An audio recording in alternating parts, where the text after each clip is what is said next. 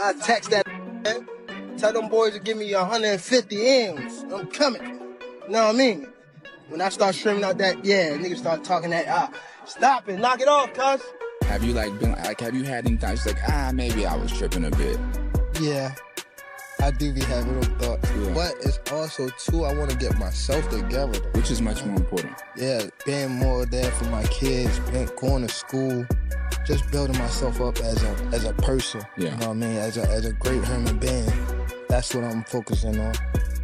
10, 9, 8, 7, power, 6, 5, power, 4, power, 3, 2, one more. Good. Under here. Roll under the bed. Good job. That lawnmower, that's that. Stop that lawnmower, that music. He has announced $1 million comeback fight scheduled for 2026. Calvin Ford has already started training Gervonta for his upcoming matchup. The work is underway and Tank is getting ready to make a statement. So right now, I just want to see what he brings to us. We just got off the plane. You know, a lot of work yesterday from the interviews and stuff, so I want to see how he react. 2 sparring partners, and rounds is unknown. All right, y'all. Let's go.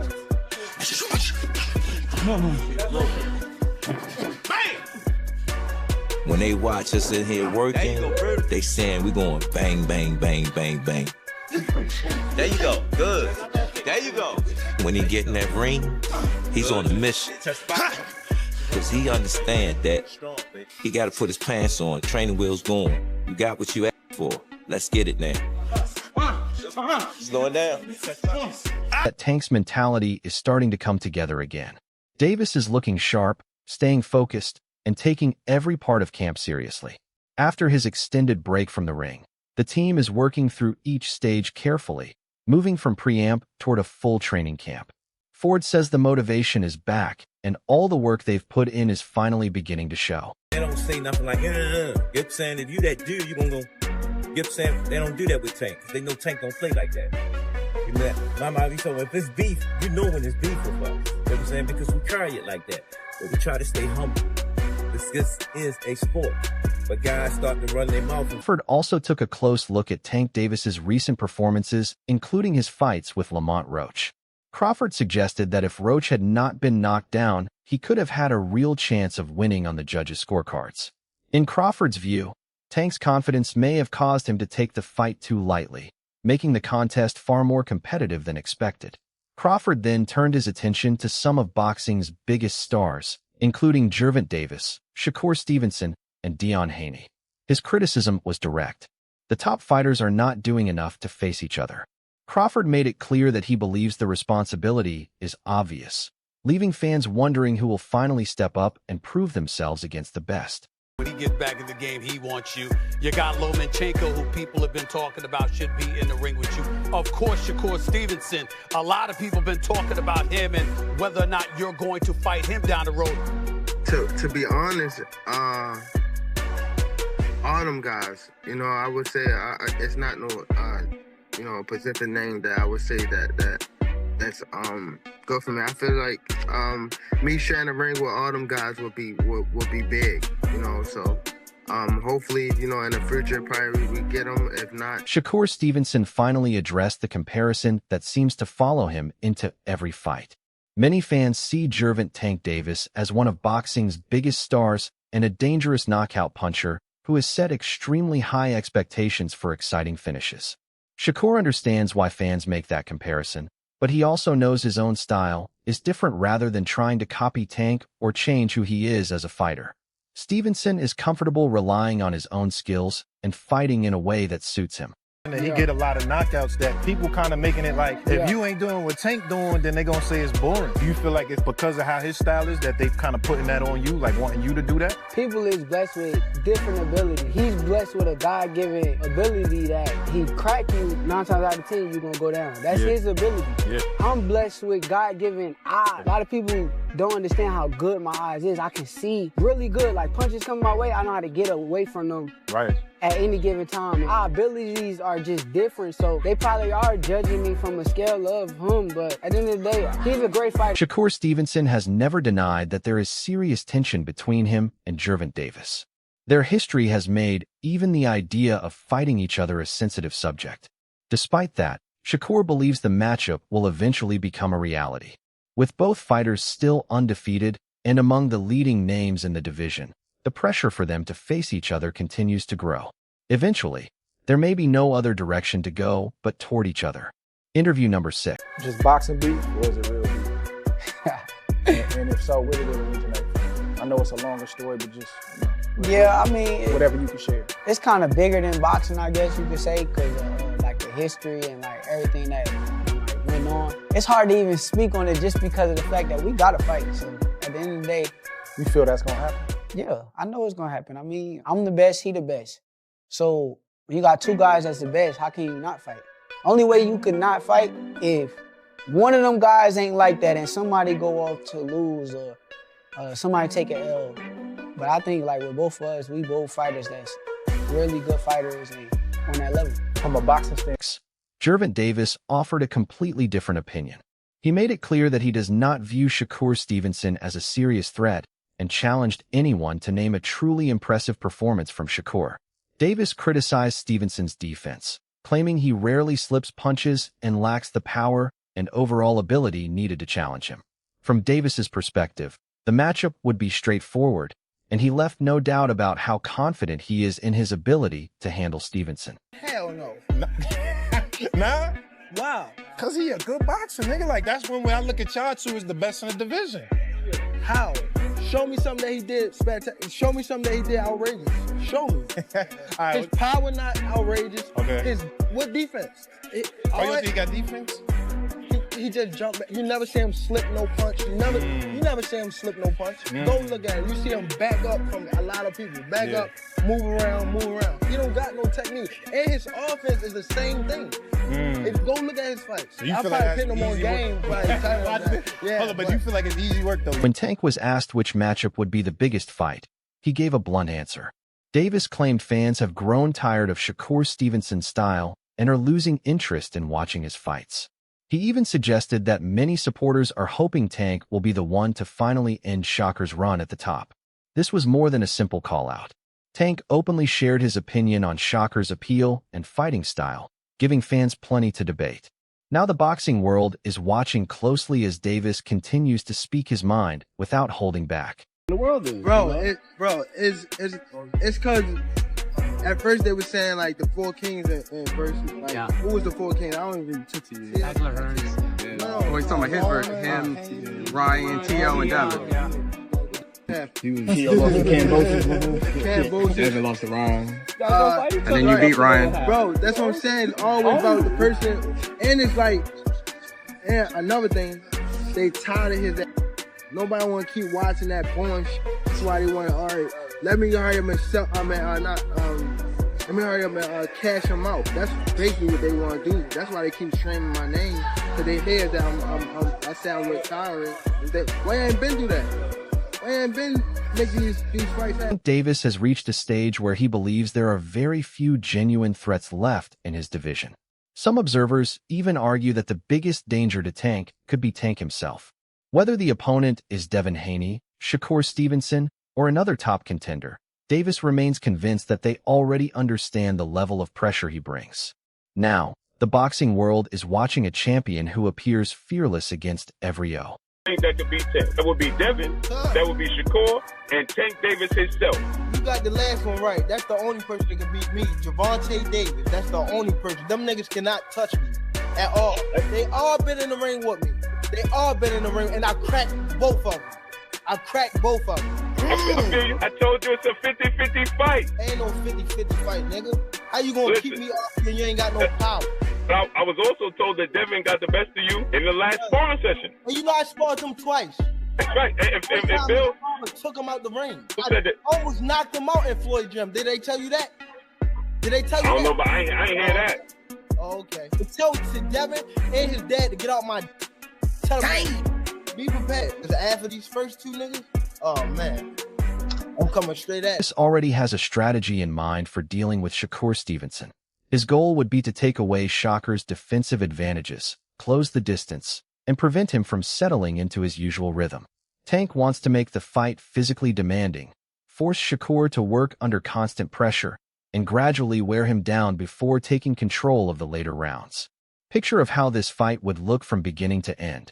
What do you envision this fight looking like? Fight would look from beginning to end. What do you envision this fight looking like? I want to take his best punch or whatever he do good, be able to take that and take it away from him, and be able to make sure that when I give him myself, make sure I'm doing everything correct, make sure all the way down to the T. Take him in that deep water and drown him. That's what I want to do. That's what I can picture myself. And also I do try to be on both sides. Like try to see it from his side, his angle. You know what I mean? See how well he'll do if he's in leading the fight. And not try to get too much, lose my focus if he's in the head of the fight. Cause this is a big moment, you know what I mean? Any little thing can change. Boxing. Shakur Stevenson believes a showdown with Gervonta Davis is eventually unavoidable. To him, it would be a true battle between two of the division's top talents. Both fighters now have control over their own careers. So, Stevenson sees the situation as simple. Both sides just need to agree to make it happen. From his perspective, there is no real reason the fight cannot be finalized, and the decision is ultimately in the hands of the two fighters. So since y'all work together, Tank, since y'all work together, am I in the plans? Because I want to fight. I'll tell you this. Tank has definitely said repeatedly, I want to fight Shakur. So I want to fight Shakur. If that's the case, if I'm a free agent now, I'm doing whatever I want, I'm on here fighting these guys, am I in the plans? Like, is this 6-fight deal something that's real, or was that like... No, he's definitely got a plan. And like, you know, there's a lot of fighters which are sort of in group. You sort of say, okay, here's the list of fighters that I'm planning on fighting. It might be 6 fighters, it might be 4, it might be 8. But when you lay out a plan like that, a deal like that, you know, it's sort of like, okay, sometimes it's like 8 fighters, even though it's 6 fights, because not everybody's available all the time. So Shakur is definitely in that plan. Okay. You know, and I'm there, so it's gonna happen. If 2 fighters say, let's fight, I think the business of boxing shouldn't get in the way. Like, I think the fighters should be able to get in the ring with each other and fight each other. So that's how I feel. Like, just like even with this guy, my guy Stephen Espinoza, he works with Tank. If Tank said, yo, let's fight, and I said, let's fight, it should be just, let's fight, and we should make it happen. It shouldn't be nothing else surrounding. Russell Jr. described the matchup as an ideal style clash for boxing fans. He expects the fight to feature constant pressure, fast exchanges, and plenty of action from the opening bell to the final round. Russell pointed out that one fighter has built his reputation on chasing knockouts and dictating the pace, which immediately adds excitement. He also believes the difference between their styles is enough to make the matchup highly appealing on its own. He come to get boogie. He come to work. If he don't whoop your ass, he gonna knock you out. Same with me. If I'm gonna whoop your ass, or you going out of here. Clean up time. Let's go. Styles like that being clashed against each other, it's gonna be a juicy fight. It's bound to be a juicy fight. People's going to tune into it. That's why they really would tune into it, because of the styles. Now, that don't need no building. Gary Russell Jr. also praised Shakur Stevenson's technical skills, describing him as a highly precise fighter who depends on defense, movement, and efficiency.